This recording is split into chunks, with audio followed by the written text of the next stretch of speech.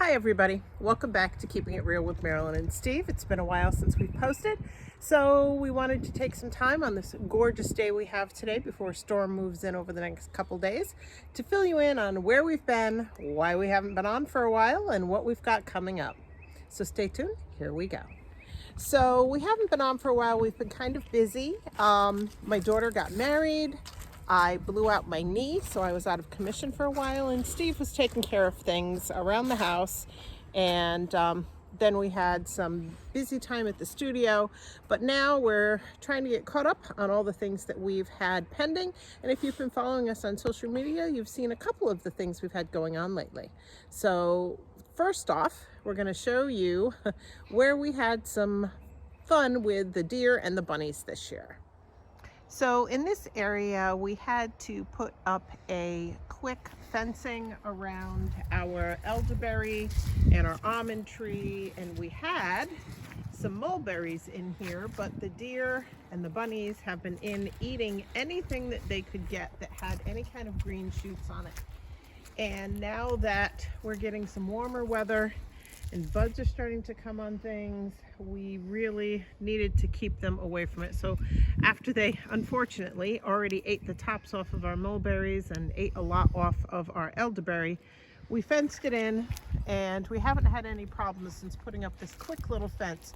We know it won't keep them out if they really want to get in, but it's more of a deterrent.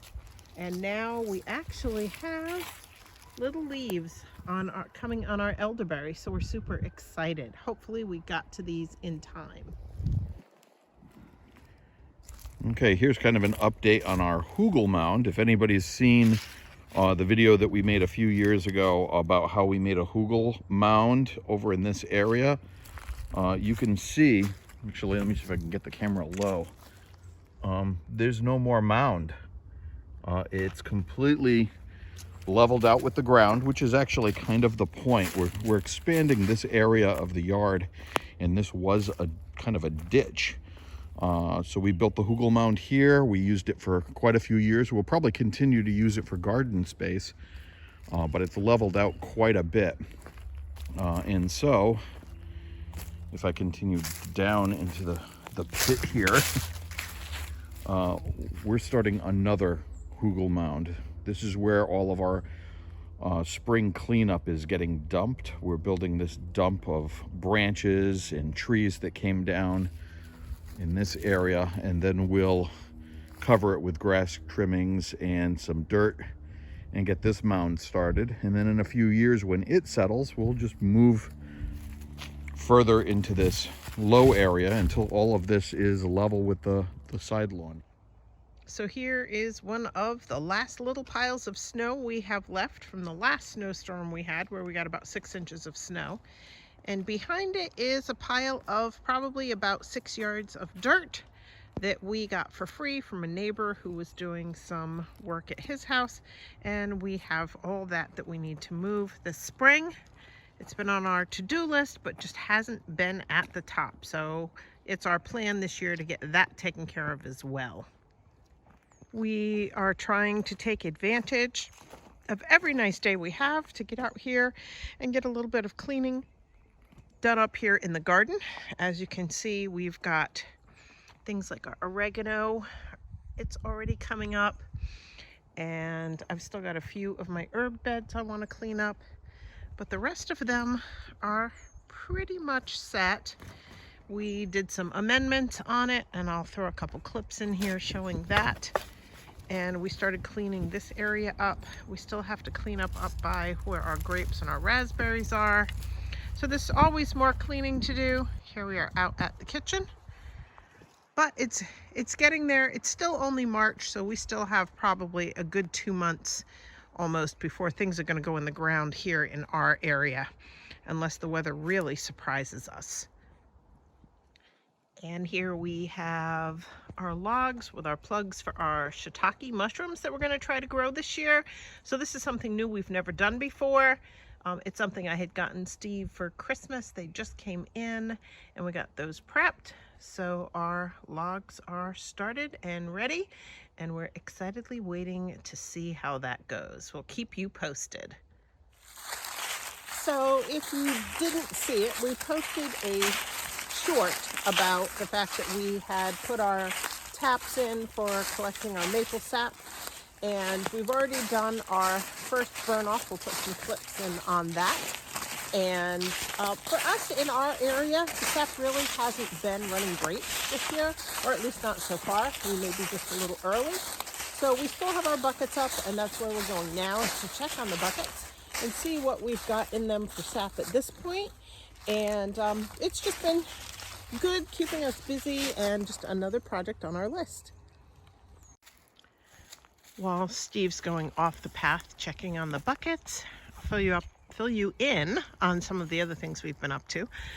We did a canning class last week, and it went really well. We had a lot of fun. We were teaching people the introduction to water bath canning, and that was a great time. And we took the remains of the apple juice we had steamed from the cores and the peels and made apple syrup last night. So now I've got that on the shelf in the pantry. So though we have not been doing videos and been on YouTube, we have been busy. Like I said, I had blown out my knee. I'm finally getting where I can get out and walk around again. So we're starting to get back and get caught up.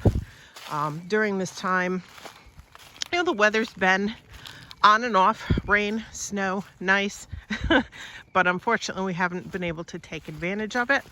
So we're really hoping that the storm that we've got coming in this week is not going to be snow like they're predicting for some areas, and that it will just be a rainstorm for us, which is what it looks like, but we'll have to wait and see.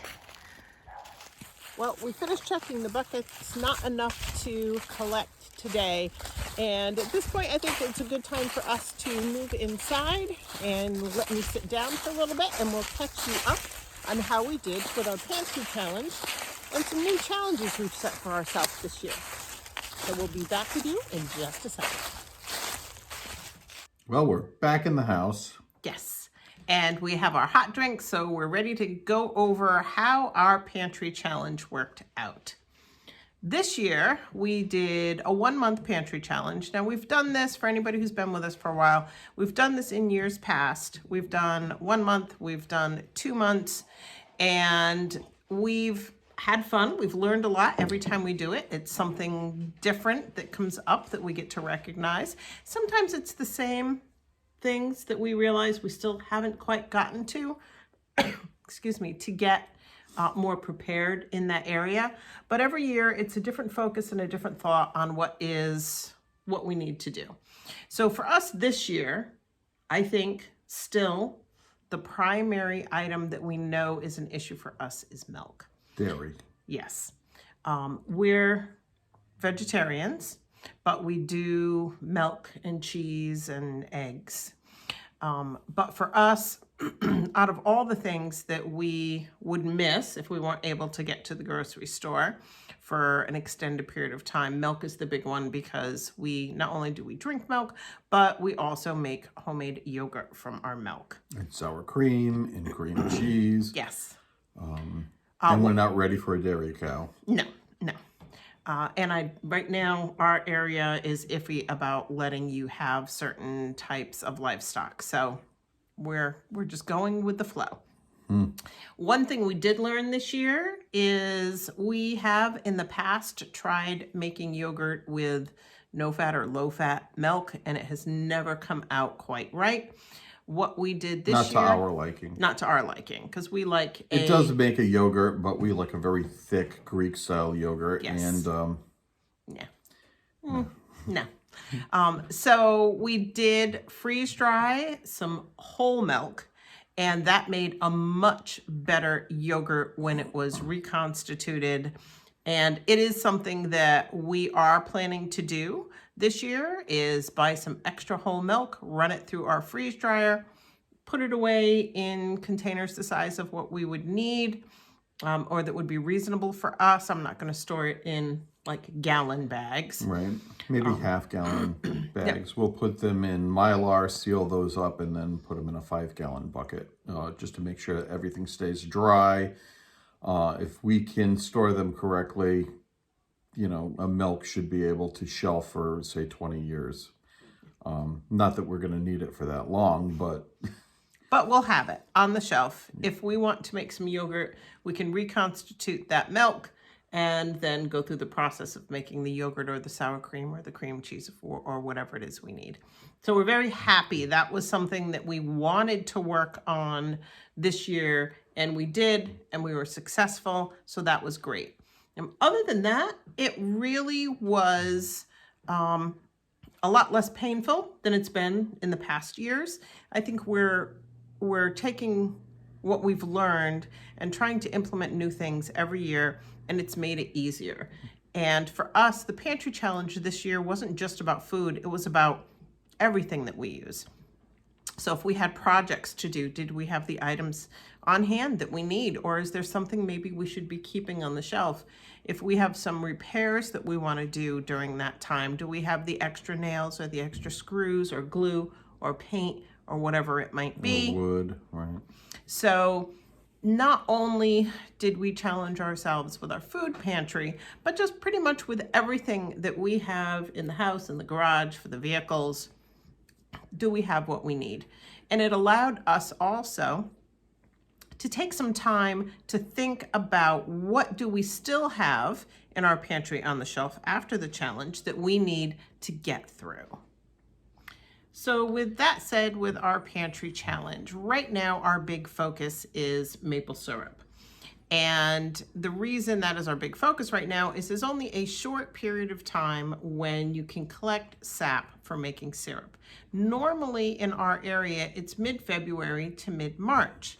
However, this year seems to be a little bit off, and we're hearing from other people who do sap collecting in this area that they're not having a great time this year either.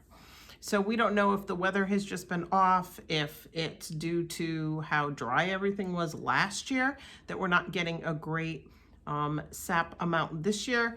But we did go out and do our first sap collecting already. So we have 21-gallon buckets out there. And we went out and collected the first round.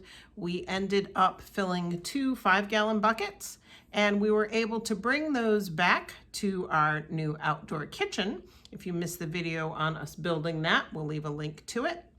And that was an awesome help for us this year.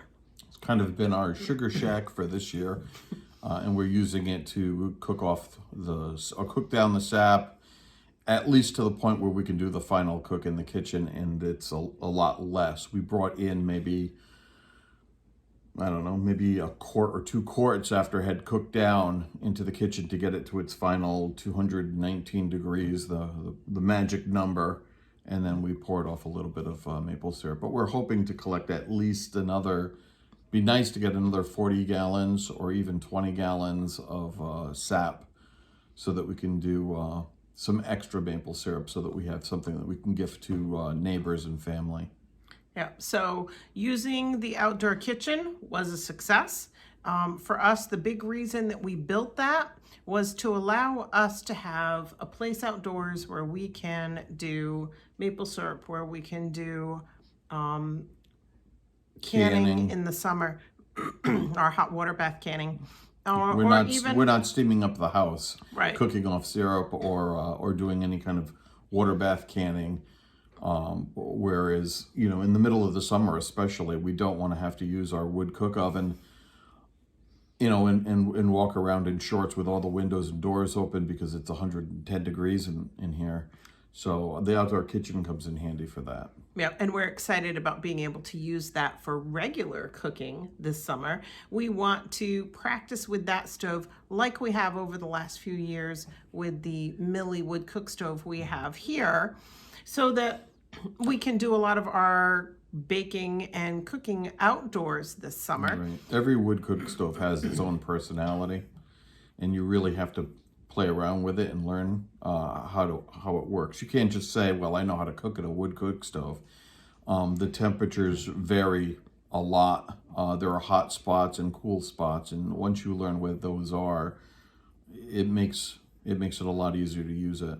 Yep, and because that also has an oven, we can do bread baking or casseroles or whatever, anything we might want, pizza, in the summer that we don't want to have to heat up the house or use the electricity in the house.